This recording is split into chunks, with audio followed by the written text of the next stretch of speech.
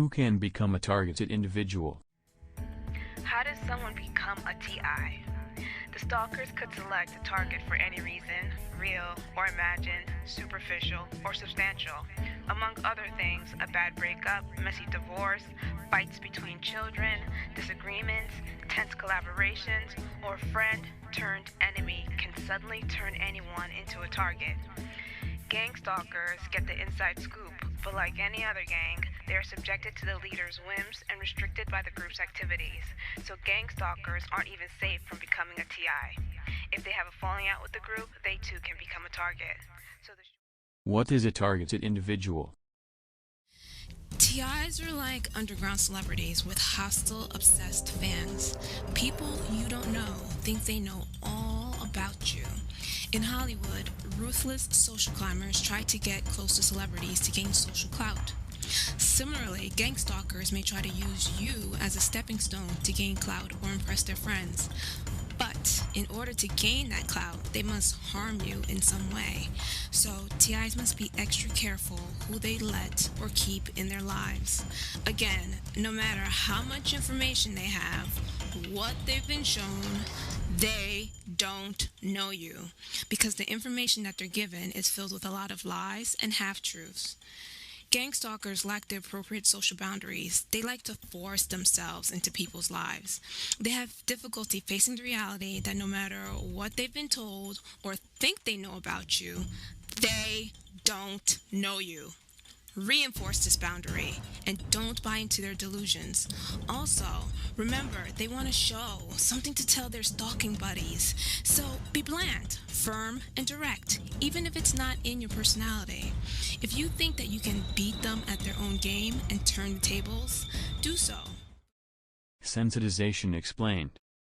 So first, to those of you out there who are not victims, you may be asking yourself, what is this gang stalking program we're hearing more and more people talk about every day? What this is a post-2000 COINTELPRO. COINTELPRO, which existed from 1956 to 1971, is America's version of the old Stasi program. Now, this is a program driven by hate, plain and simple. It is methodically designed to psychologically attack the targeted individual in every facet. It is an all-out assault on one's existence. These attacks are personal in nature, and they are designed to attack the targeted individual while he occupies the same environment with the non-victim simultaneously. This program is methodical in design and is executed to near perfection. Now, you may be asking yourself, well, how is this gang stalking possible, and how is this community harassment taking place and we can't see it? We're not aware that it's happening. Well, two major factors are involved. One is the methodology that drives the program, and two are the street level perpetrators who commit these crimes, which we'll be coming back to later on in this video. So first, the methodology that drives this program is very clever in design. It is engineered to attack the victim while he occupies the same environment as the non-victim. Now, you may be asking yourself, how is this possible? Well, what these perpetrators use is a tool known as sensitization. If you would, take a look at these next two video clips.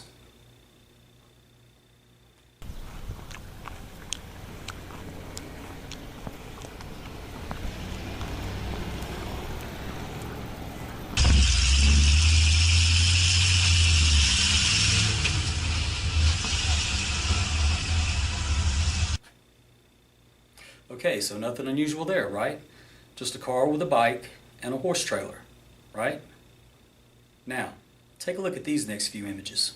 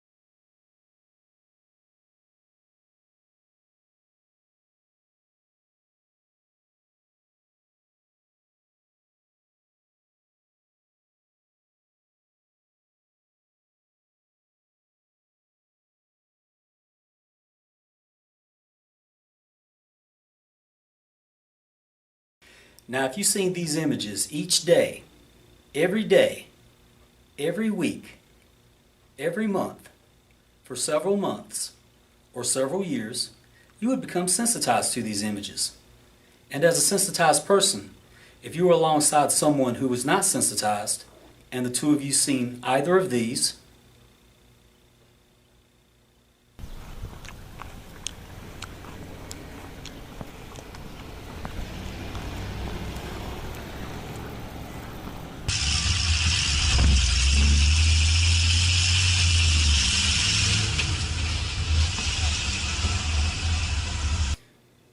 you would have two different reactions. The one who is sensitized would be on high alert, while the one who is not sensitized would not have any reaction at all. Pretty slick, huh? Gang stalkers also engage in cyberstalking. According to the National Victim Association, stalking has now taken a turn into cyberspace on the information superhighway. Cyberstalking is generally used to refer to the use of the internet, email, and other telecommunication technologies to harass or stalk another person. Cyberstalking is an extension of the physical form of stalking. Most state and federal stalking laws require that the stalker make a direct threat of violence against the victim, while some require only that the alleged stalker's course of conduct constitute an implied threat. Although some cyberstalking conduct involving annoying or menacing behavior might fall short of illegal stalking under current laws, such behavior may be a prelude to real-life stalking and violence and should be treated seriously. Cyberstalking has the potential to move from a URL address to an IRL in real-life address, simply from virtual to actual. Cyberstalkers use a variety of techniques. They may initially use the internet to identify and track their victims. They may then send unsolicited email, including hate, obscene, or threatening mail. Live chat harassment abuses the victim directly or through electronic sabotage. For example, flooding the internet chat channel to disrupt the victim's conversation. With news groups, the cyberstalker can create postings about the victim or start rumors which spread through the bulletin board system. Cyberstalkers may also set up a web page on the victim with personal or fictitious information or solicitation to readers. Another technique is to assume the victim's persona online, such as in chat rooms, for the purpose of ruining the victim's reputation, posting details about the victim, or soliciting unwanted contact from others. More complex forms of harassment include mail bombs, which are mass messages that virtually shut down the victim's email system by clogging it, or sending the victim computer viruses, or sending electronic junk mail, spamming. There is a clear difference between the annoyance of unsolicited emails and online harassment. However, cyberstalking is a course of conduct that takes place over a period of time and involves repeated, deliberate attempts to cause distress to the victim. Why they do this? To isolate you. To scare you. To intimidate you. To influence you. To control you. To make you look paranoid. To make you look delusional. To ruin relationships. To make you feel powerless. To provoke you to say or do something stupid, or to threaten them, so they can record your reactions and put themselves into the victim's shoes. Cyberstalking is happening to me. You will see the word hate a lot.